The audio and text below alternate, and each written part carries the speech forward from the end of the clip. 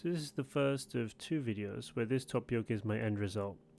In the first part I'll be skimming over the modelling of the simpler shapes, and then I'll show a few different features or methods that could be used to create some more interesting geometry, some problems you may come across, and a useful tool for analysing the surface continuity. If you've already watched my previous video, I recommend skimming around the 2-minute mark, and that's where the more interesting surface modelling begins. For the first minute or so, for those that have not seen my previous videos, I'm essentially just simplifying the shape of the top yoke, so breaking it down into a cylinder for the stem seat and this clamp shape for the fork clamp, and then I'll later be putting in the ignition barrel cylinder, but we'll only be modelling half of the top yoke and then we'll mirror it across, so that will reduce the amount of work we need to do, also ensuring symmetry. So I've sketched the profile of each of these shapes, extruding those surfaces up, and then I've either patched the tops or extruded a curved surface in to be used to trim down those walls and then stitch in to make a complete quilt. We can use each of these quilts to then trim down the internal surfaces of the other quilts before we can merge them together.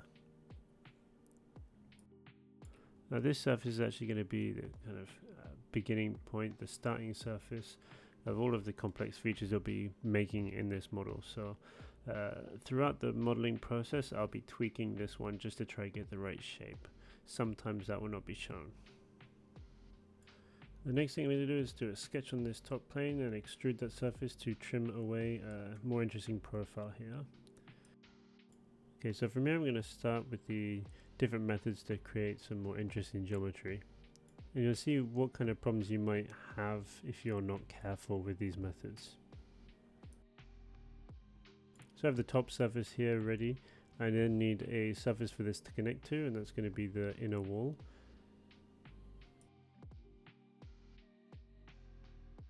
Once I get the profile roughly how I want it, I'm just going to extrude that up to a height lower than the top surface and reverse the normal for it to be the external surface.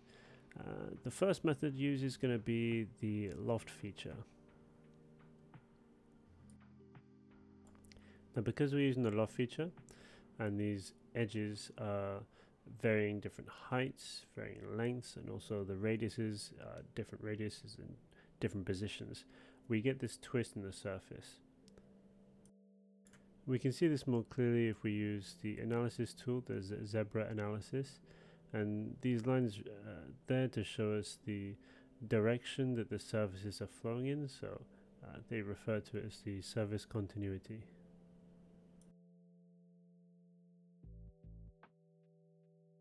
And we can clearly compare this to these straight surfaces we've extruded. We can see the lines are completely straight, very clean. Okay, so that's it for the first method. I'm now going to show a second method, which is using the sweep tool.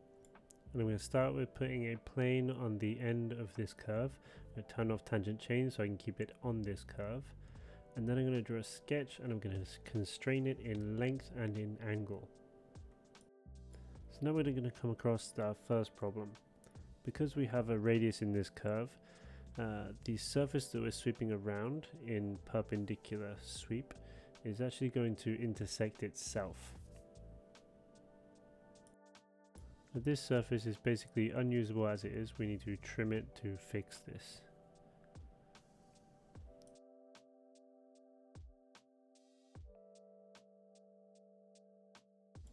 As I said, this is created by the round that we have up here, so we can actually fix this by increasing the radius. We may not always be able to modify the radiuses, especially if it affects clearances. So now just to take a look at how this surface geometry looks compared to the Loft geometry.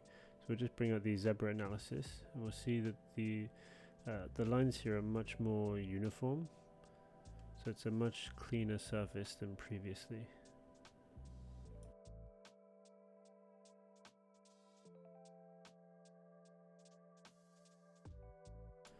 However, I really don't like the shape that we've ended up with, and especially if we look at this edge, it's not a very nice line. So So I believe I changed the surface from being perpendicular to parallel by this point. So what we can do is we can actually delete the rounds. We'll keep them as straight edges when we do the sweep. And I can change the sweep to be perpendicular. Now we can start modifying the rounds until we get a form that we're happy with. So the sketches used to make this geometry have just been arbitrary sketches. They're not the most cleanest, it's not the most beautiful. I'm not trying to design a final production part here, so I'm not too worried about producing perfect results. But for the purpose of this, I think it's enough. Okay, so I'm much happier with how these lines are, much more uniform. And we can now look at the surfaces in more detail using the zebra analysis again.